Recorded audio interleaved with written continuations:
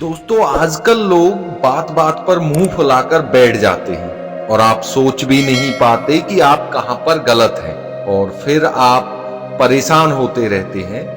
तो अक्सर ऐसे कुछ सवाल हम सभी को बार बार परेशान करते रहते हैं कि हम कोई रिश्ता सही से निभा रहे हैं या नहीं, कहीं हमारी कोशिशों में कोई कमी तो नहीं रह गई, कहीं ऐसा तो नहीं कि हम अपने अहम की वजह से या हमारी किसी जिद की वजह से कुछ गलत कर रहे हों।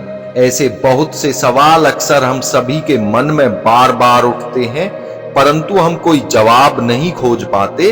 कई बार हम यह कोशिश भी करते हैं कि किसी और से सलाह ली जाए, परंतु कई कारण होते हैं जिसकी वजह से हम दूसरों से इन मुद्दों पर बातचीत करने से कतराते हैं।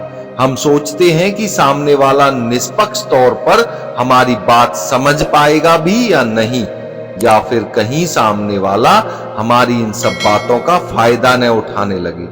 हमारी यह समस्या कोई छोटी समस्या नहीं, बल्कि एक विराट समस्या है।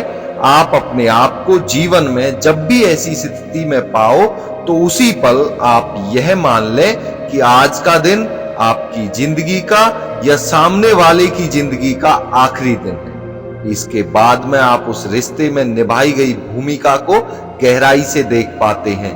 अगर आपको अपनी निभाई गई भूमिका पर गर्व की अनुभूति होती है तो आप मान लें कि आप सही रास्ते पर हैं, लेकिन इसके विपरीत अगर आपको किसी तरह की शर्मिंदगी का अनुभव होता है या कोई पश्चाताप होता है या ऐसा लगता है कि आपकी कोशिशों में कुछ कमी रह गई, तब आपको यह एहसास हो जाएगा कि आपकी गलती कहां पर है। इस प्रयोग का सबसे बड़ा फायदा यह है कि जब भी आप यह अनुभव करते हैं कि आज का दिन आपकी या आपके सामने वाले की जिंदगी का आखिरी दिन है, तब आपके अंदर का द्वेष, अहंकार, जलन सब खत्म हो जाता है और हम सामने वाले की सारी खामियां भूल जाते हैं। हमारा ध्यान केवल उन्हीं बातों पर केंद्रित हो जाता है जो असल जिंदगी में सबसे ज्यादा महत्वपूर्ण है, और यही वजह है कि हम रिश्तों को निष्पक्ष होकर देख पाते हैं।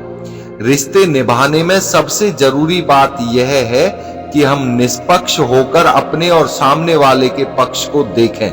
फिर सब कुछ साफ साफ दिखाई देने लगता है। जब तक हमारी आंखों पर अहंकार, द्वेष या जलन की पट्टी बंधी होती है, तब तक हम साफ नहीं देख पाते। दुनिया का सबसे बड़ा न्यायाधीश भगवान ने हमारे अंदर ही छुपा कर रखा है। जरूरत है तो बस उस न्यायाधीश को निष्पक्षता से प्रश्न पूछने की, उसके जवाब समझने की और उन जवाबों को अपनी जिंदगी में उतारने की। शायद इसी का नाम आत्ममंथन है। अगर आप ये प्रक्रिया फॉलो करेंगे तो आप अपनी गलतियां समझ जाएंगे, लेकिन आप ये प्रक्रिया फॉलो करने के बाद ये देखते हैं कि आप रिश्तों को पूरी ईमानदारी के साथ निभा रहे हैं, जबकि जो दिक्कत है वो सामने वाले की है। तो फिर आप परेशान होना बंद कर दीजिए और सामने वाले पर ध्यान देना बंद कर दीजिए, नहीं तो आप बिना मतलब के परेशान होते रहेंगे, अपनी जिंदगी को खराब करेंगे और सामने वाले पर इसका कोई असर नहीं पड़ेगा।